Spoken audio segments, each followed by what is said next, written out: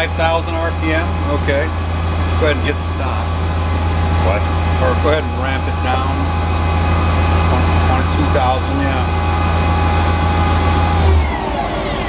You just hit stop.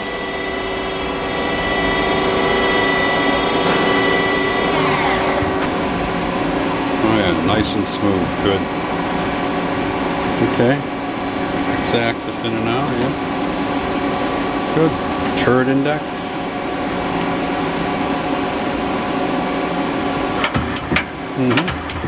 Cool. Alright. Can you bring the tailstock body in and out? The whole body? That's the tailstock quill. Okay. The actual tailstock forward and back is mechanical. Oh, it's mechanical, okay.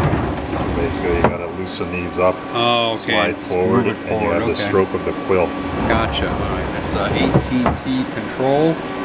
And then it's got a parts catcher. I saw the parts catcher working earlier. I think I just pressed something. I forget what it was.